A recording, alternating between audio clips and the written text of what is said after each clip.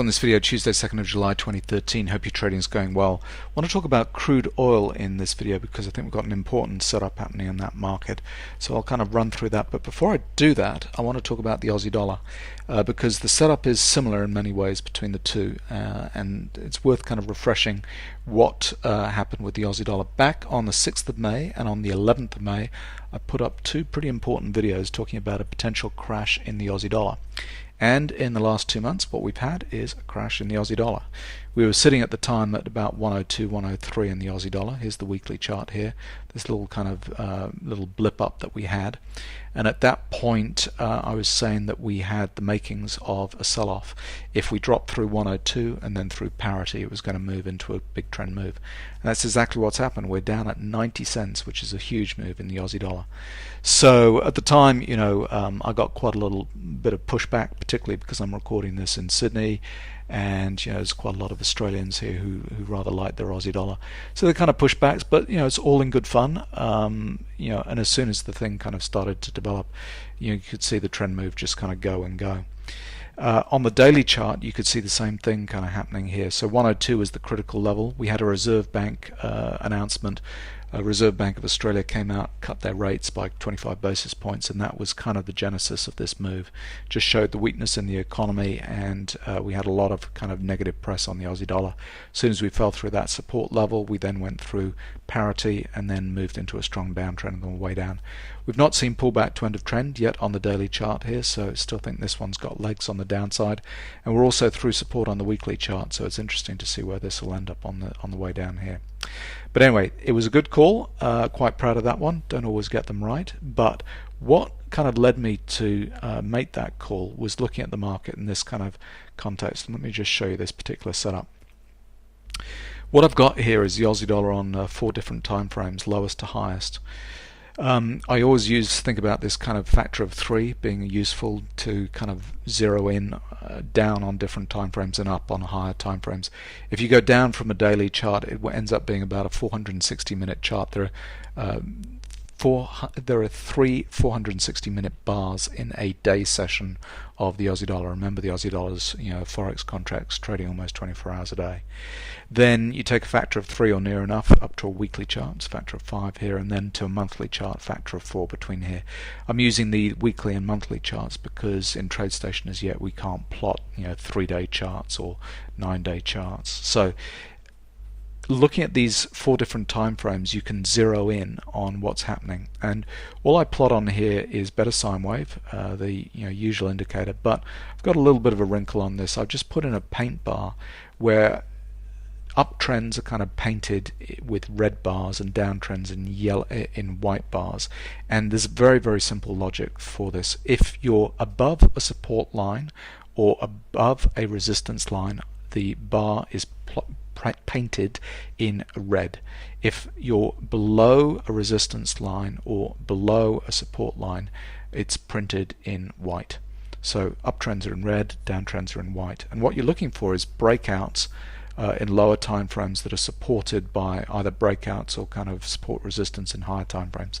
Now let me just show you what was happening around that 6th of May time. So 6th of May here we had support on these 2 lowest time frames at about 102 coming in, and as soon as we broke below those on the lower time frames, you know, we quickly got the break. We got the break first in the lower time frame here, and then we got the break in the daily time frame. As soon as we're breaking into downtrends on these lower time frames, this is, you know, trends are strong. Trends trump cycles. They kind of tend to go and go. So we're breaking into trend moves on the way down here, and it happens to be on the next highest time frame, on the weekly time frame, coming up to here. It's a cyclical resistance kind of come in. So we've got that all kind of going in our favor. We've got trend moves in these lower time frames with a cyclical downtrend on the weekly chart here. We'd also maxed out in terms of the monthly chart with pullback to end of trend. In fact, if you plotted this on the cash market, instead this is the futures contract, TradeStation, plot that on the cash market and you had a beautiful pullback to end of trend sequence up here. But anyway, so we'd maxed out in terms of buying in the Aussie dollar. We had cyclical resistance coming on the weekly chart, and we'd broken into downtrends on the daily chart. So what happens is trend moves kind of percolate through from lower time frames into the higher time frames, and as soon as you start to see that, a small move here can all of a sudden start to really develop into a big move in these higher time frames as those trend moves kind of ripple through the time frames. So that was the setup for this Aussie dollar trade, and it was because everything was basically coming together. We used the kind of cycle patterns, and when they start to line up in multiple time frames, that's when the big moves happen. So we had them lining up in these 3 different time frames, and that's what's generated this big move in the Aussie dollar. So what is happening in crude? Same setup in crude, same kind of time frames. In this market, I think using 465 minute in crude, again 3 times that.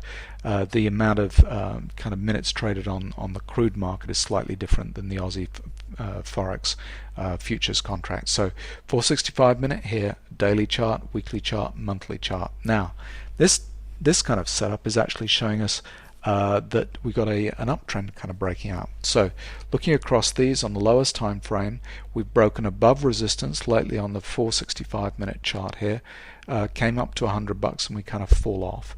We've come back up again and we're through resistance here on this time frame. We're also coming up to a resistance level just under $100 here on the daily chart, and on the weekly chart we got a resistance level here, and on the monthly chart, let me just blow this up for you. On the monthly chart here we got resistance here. So we've got resistance in 4 time frames going on here, and we've just broken in the last bar here on the 465 minute chart into what I believe is the beginning of an uptrend. Now, just like parity for the Aussie dollar was a critical kind of level, as soon as we fell through that psychologically, that changes a lot of things.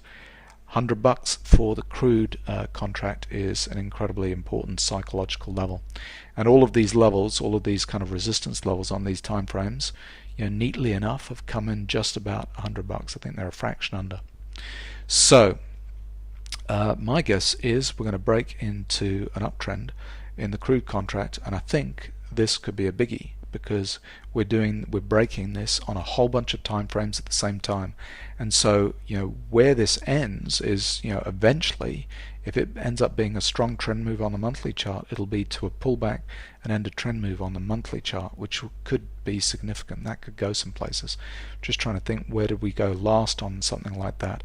The last time we kind of went into the highs, remember this is a back adjusted kind of contract. I think it was about 165, 175 kind of dollars on the cash market in crude that we went to, but this spike here was a pullback to right the way through a dirty end of trend here, and we kind of fell off from there. So and since then, since that monster move in crude, we had a phenomenal decline in crude.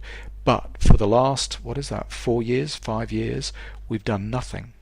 We've been in a really wide range between about 120 and just above $80 here in crude. So we've been winding up and winding up. We've got kind of supports kind of here, lower and lower resistance kind of coming in here, but we haven't had that big kind of move in crude, and we've had 4 years of waiting for something, and now we could really kind of start to move into something big.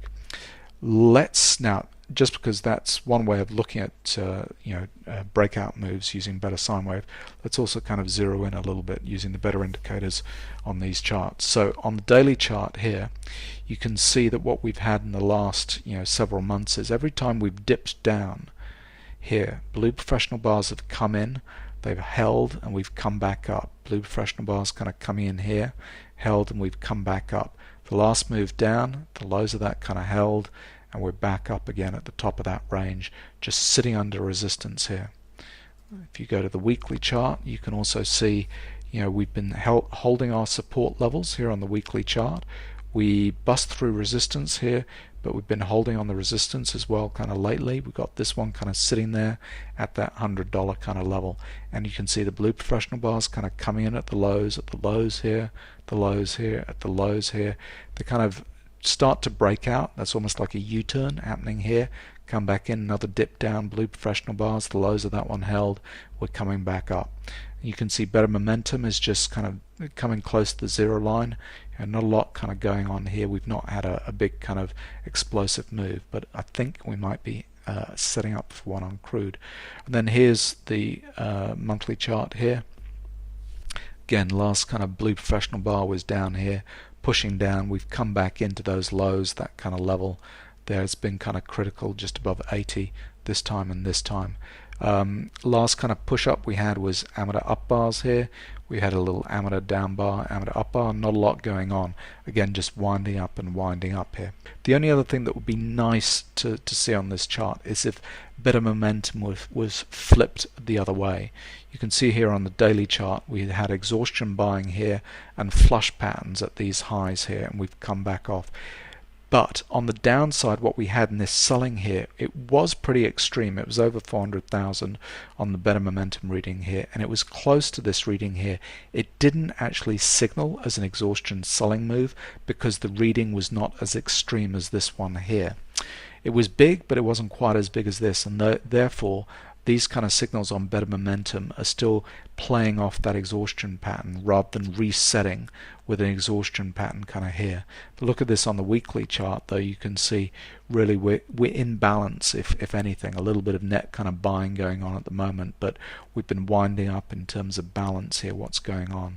So we're waiting for that next kind of explosive exhaustion kind of pattern to set us off in a particular time frame, and because we got all these resistance levels on all these different time frames, a break above these, above 100 and all of these time frames would propel us into big moves. Now what's kind of potentially behind this, we've got some real problems in the Middle East at the moment. I know everybody wants to talk about gas and shale oil and so on, but Middle East we have some real problems. We've got potentially the armies out in Egypt, and don't forget a lot of oil comes through the Suez Canal, which is controlled by Egypt.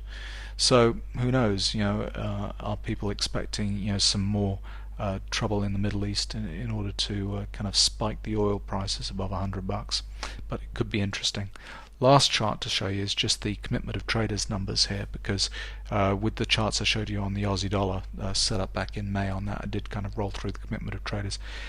In terms of the weekly chart commitment of traders here, now don't forget I kind of flip the commitment of traders kind of upside down because I find it more logical just to see kind of the net amount here kind of going with price. So we've not really had any bullish divergence signals or anything like that. Last signal we had here was actually a bearish divergence, which led to this decline into $80. We've had nothing on the weekly chart in terms of signals here. But what I find very interesting on this, and I pointed this out quite a while ago in a video I did on commitment of traders, was look at the way the commitment of traders looks right now and has done for the last 3 or 4 years. It's all kind of above the zero line here, and it's all kind of really solid stuff. Let's look at this on a monthly chart. The character of the crude market has changed in commitment of traders in the last 4 years. Previously, going back to the 80s, you could see we had a lot of movement up and down, but since 2010, this thing has just been solidly above the zero line here, and it does make me think about gold.